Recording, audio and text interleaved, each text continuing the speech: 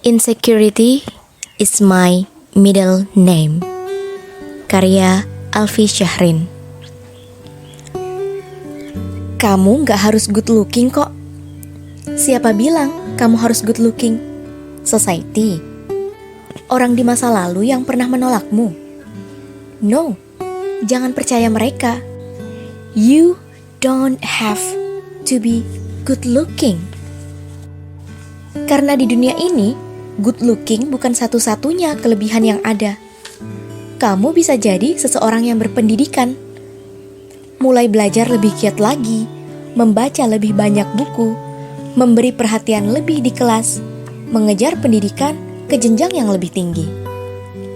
You don't have to be beautiful. You can be educated, and that's still beautiful in some ways.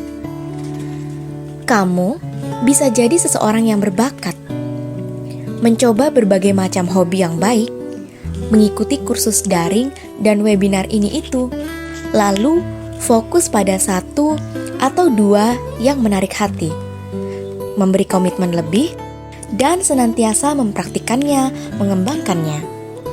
You don't have to be beautiful. You can be talented, and that's still beautiful in some ways. Kamu bisa jadi seseorang yang menginspirasi. Mungkin kamu adalah seseorang yang gigih dalam mengejar mimpi. Mungkin sekarang kamu mulai lagi dari nol. Tapi siapa tahu akan jadi sesuatu yang besar kan?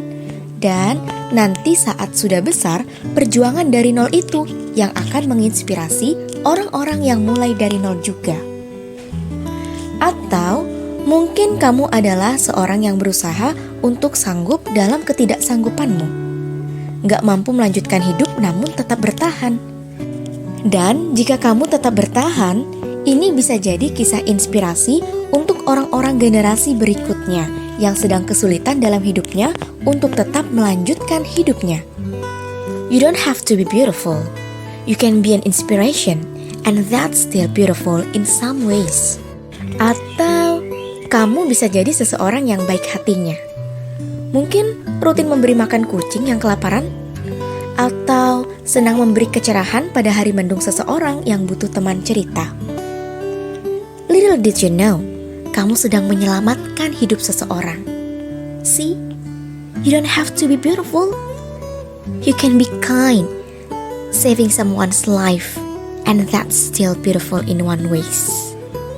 Kamu juga bisa jadi seseorang yang berusaha taat kepada Allah, senantiasa menegakkan sholat 5 waktu, menunaikan zakat, berpuasa pada bulan Ramadan, memiliki keinginan kuat untuk segera berhaji untuk Allah semata. Lalu, saat terjerembab ke dalam lembah dosa, kamu segera bangkit, bertaubat, memohon ampun kepada Allah, berprasangka baik bahwa Allah akan mengampunimu, kemudian mengiringi dirimu dengan amalan soleh, berharap jadi hamba yang lebih taat. Don't you think this is truly beautiful? I know that you will always tell yourself that you are not good looking, but you don't have to be. Untuk memenangkan dunia ini, kamu gak harus cantik, kamu gak harus tampan. Namun, aku tahu masih ada satu pertanyaan mengganjal di kepalamu. Tapi, kenapa yang good looking yang selalu dipilih? Oke, kelihatannya memang begitu. But everything is not what it seems. Gak semua seperti kelihatannya kok. Sekarang, aku tanya sama kamu. Jika kamu memiliki paras yang indah, lalu ada seseorang yang mendekatimu, mengakui menyayangimu, apakah itu akan membuat kamu langsung bebas dari insecurity? Belum tentu. Soalnya kita kan gak tahu seseorang ini nih suka karena apa? Apa karena fisik semata? Atau mungkin ada hal-hal lain, tapi fisik yang jadi alasan dominan? Kalau ternyata fisik yang jadi alasan dominan, gimana kalau kamu gak good looking lagi? Seperti kamu mengalami kecelakaan, lalu wajahmu terluka parah, atau kamu mengidap suatu penyakit yang menyerang fisikmu, atau kamu menua dan kulitmu mengerut. Atau gimana kalau dia bertemu seseorang yang lebih good looking? Itu semua gak akan pernah terjawab until it happens and it's scary. Kalau kamu good looking, mungkin udah ada orang-orang yang berbaris menantimu, berharap kamu jadi pasangannya. Tetapi mana yang benar-benar tulus?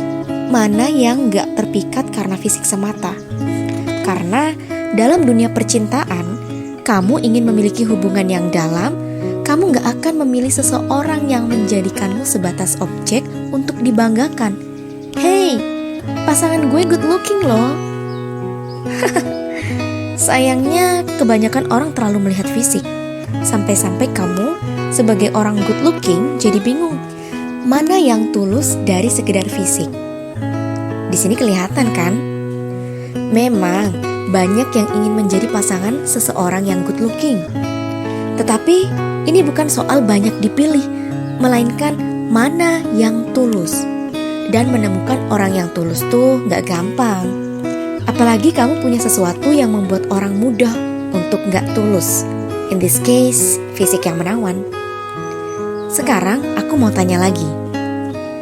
Jika kamu dengan parasmu yang sekarang, yang katamu biasa saja, yang menurutmu sama sekali gak good looking, lalu ada seseorang yang mendekatimu dan ingin menikahimu.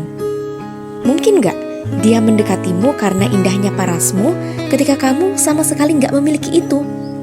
Gak mungkin kan? Lalu apa alasannya? Aku juga gak tahu sih, tapi yang jelas bukan fisik.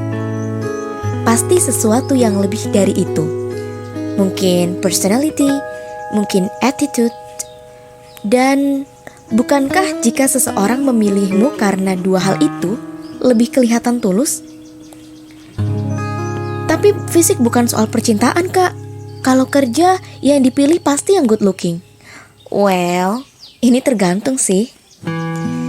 Ketika ada dua kandidat yang sama-sama hebat kualitasnya, tetapi yang satu lebih good looking, ya emang ada kemungkinan besar good looking lah yang terpilih. Ada juga riset yang mengatakan tentang ini kok. Tetapi emang peluang cuma ada di situ. Emang setiap kita melamar kerja pasti ada orang yang skillnya sama kayak kita, tetapi dia lebih good looking? Jarang deh kayaknya. Aku gak punya data untuk membuktikannya sih. Tapi ya, coba tanya balik ke dirimu sendiri. Sering ngalamin kayak gitu? Kalah karena ada yang lebih good looking? Atau sebenarnya masih kalah dari segi skill? Anyway, peluang tuh banyak banget. Banyak orang sukses tapi gak good looking. Bahkan ketika aku menuliskan bab ini, aku melihat daftar Forbes 30 Under 30. Daftar anak-anak muda di bawah 30 tahun yang sukses dengan bisnisnya. Di sana ada berbagai orang dengan bentuk tubuh, struktur wajah, sampai warna kulit masuk di daftar itu. Good looking gak jadi syarat di sana. Bahkan good looking gak pernah jadi syarat untuk sukses. Orang good looking aja ingin membuktikan diri mereka lebih dari sekedar good looking. Karena mereka juga tahu fisik adalah penilaian yang paling dangkal. Tapi society lebih baik sama yang good looking. Emangnya society itu lambang kebenaran? Emangnya society itu lambang ketulusan? Kan enggak. Ngapain ingin dipilih oleh society yang belum tentu tulus sama kamu? Dan menjawab pertanyaanmu sebelumnya, tapi kenapa yang good looking yang selalu dipilih?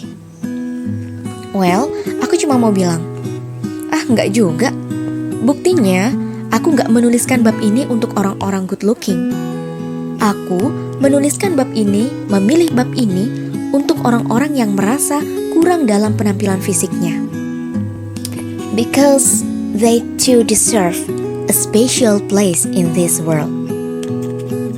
Tenang, good looking bukan segalanya kok.